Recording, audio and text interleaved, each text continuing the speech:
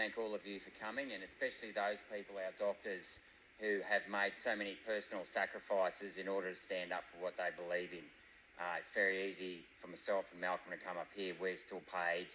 We haven't got the threat of losing our job hanging over our heads, but I know many of you have, and you've paid the ultimate sacrifice in terms of your livelihood. So I really appreciate that, and I will continue along with Malcolm to fight very hard to make sure that the truth is, found, and we do the right thing by the people of Australia.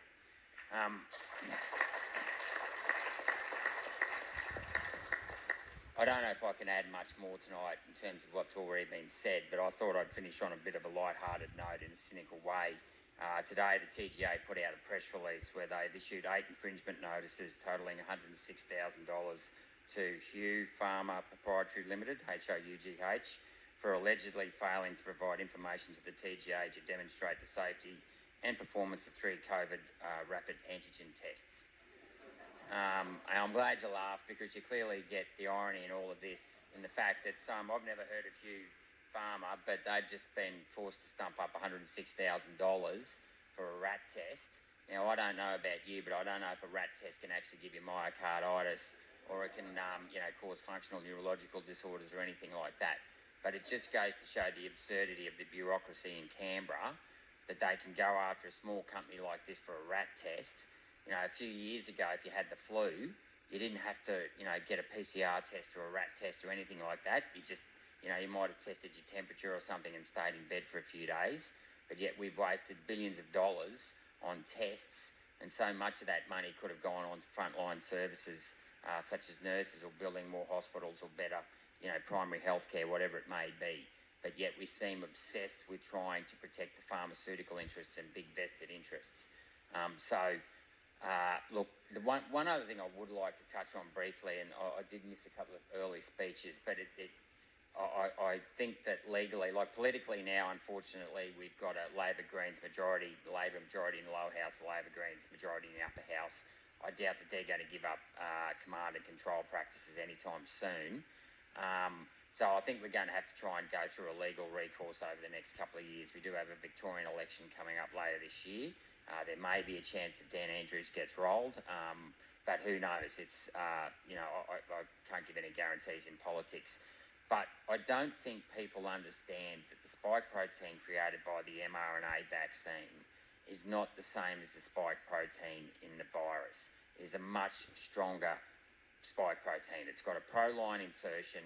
It's got pseudo-uridine that replaces uridine. It's got 70 adenine nucleosides, I always get those two mixed up, added to the ponytail so that it lasts a lot longer. It is the complete opposite of what a vaccine should do. It should be, a vaccine in theory should be a weakened version of what the virus is, and yet this mRNA is creating an unregulated,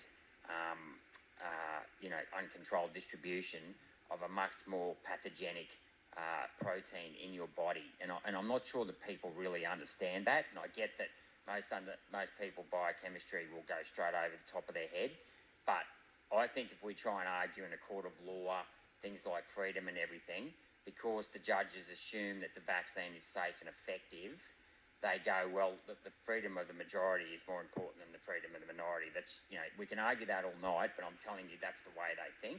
It is the way the judicial system and the bureaucracy and most people think. We have to get it through to them that this is not a safe vaccine, and we need to be able to explain why.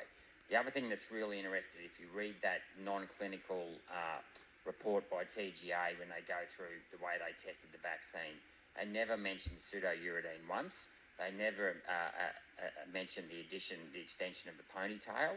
I have heard, I'm yet to get this confirmed, that the cap in the tail of the mRNA, of the spike protein, it actually comes from haemoglobin, so that it increases its life even more. I'm happy to be corrected on that if anyone can confirm that. But it's the fact that the TGA couldn't even pick this up or mentioned it just worries me, that they themselves didn't even know what was going on when they approved it, and I think that's a real concern. And my line of attack will always be quality assurance every day, because everyone's definition of freedom and their worries and concerns. Look, if you're an 80-year-old person out there, in the community, you may be worried, and it's very easily to be scared. And it's very difficult as a backbencher or any single person to go up against the might of the premiers, where for 2 years they were up here every day at a podium. One was doing a press conference at 9 o'clock, the other one was at 10 o'clock, another one at 11 o'clock, and then one of the minor states would do it at 12 o'clock. And it was just wall-to-wall fear-mongering propaganda that just basically had the entire population very scared. And look, there's one good thing about COVID hitting the community this year, and I mean, obviously there's nothing good about it, but the fact that so many people now have had it, and I think it has removed a lot of the fear in the community that it's not as bad as what it was originally pitched out to be. So, there may be some optimism there that eventually the cynicism will come through, but at the same time, we know, whether it's monkeypox or the discussions of polio today, which I hope doesn't become serious, because that is something that would be of a genuine concern. But the pathogen priming, however you want to call it, I mean, what we're doing, I think is very irresponsible, and we do run the risk if they keep, repeating these vaccines in such over short term, so prolifically, we could end up with something very serious, and that is a concern. But anyway, I'll try to call it out where I can see it, and thanks for coming tonight. I'll be here later on if you want to come and chew my ear. Thank you.